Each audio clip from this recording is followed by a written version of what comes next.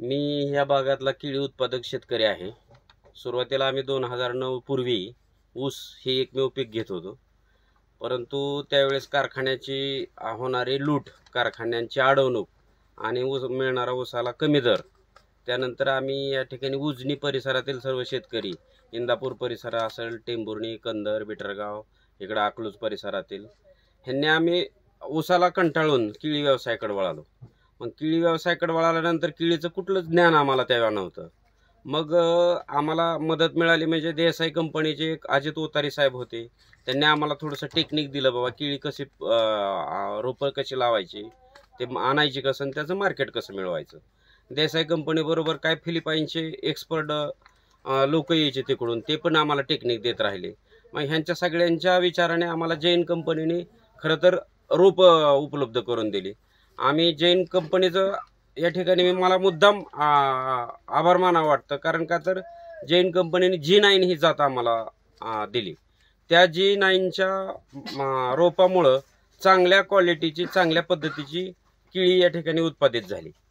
मग हळूहळू आम्ही ते केळी मार्केटला न्यायला लागलो। मार्केटला नेल्यानंतर पूर्वी देशांतर्गत मार्केटला ही केळी जात होती, कालांतराने ह्याच केळीला मागणी वाढत राहिल्यामुळं मग आखाती देशात माल सप्लाय व्हायला लागला। त्यामुळं काय झालं, केळी पिकाकडे बघण्याचा लोकांचा दृष्टिकोन बदलला। मग या ठिकाणी जी समृद्धी द्यायला लागली, इथले लोक जे काय मजूर वर्ग, शेतकरी वर्ग बाहेर जात होता तो थांबला, ते सगळे अगदी जीव तोडून शेती व्यवसायाकडे वळाले। मग त्यानंतर त्यांनी केळी हे मुख्य पीक ह्या भागातलं आमचं झालं। मग आता सध्या आखाती देशात आमचा पूर्ण एक्सपोर्ट केळी होती। आज मी तिला टेंभुर्णी, इंदापूर, अकलूज ह्या परिसरातून 4 ते 5 हजार कंटेनर हे आखाती देशात जातात।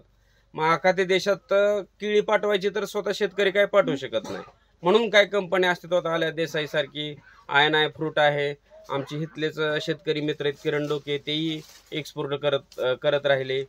त्याचबरोबर आम्हाला वेळोवेळी अनेक तज्ज्ञांचं मार्गदर्शन मिळालं।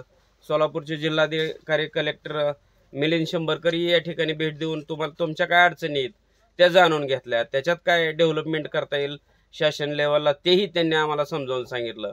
त्या पद्धतीने आमची चांगली प्रगती झाली केळीच्या माध्यमातून। बऱ्याच वेळा काय होतं की वर्षभर केळीला रेट टिकून राहत नाही, कधी कमी कधी जास्त असं होतं। तर मध्यंतरीच्या काळात शेतकऱ्यांची कंपन्याने अक्षरशः लूट केली, तेव्हा रेट आलता 5 ते 6 रुपये। मग काय लोकांनी तेव्हा शेती नको म्हणले, आपल्याला केळी करायची नाही, परंतु कसं असतं, थोडंसं दिवस थांबलं तरच त्याचं फळ मिळतं। मग नंतर हळूहळू तेच केळी पीक पुढं चालवलं।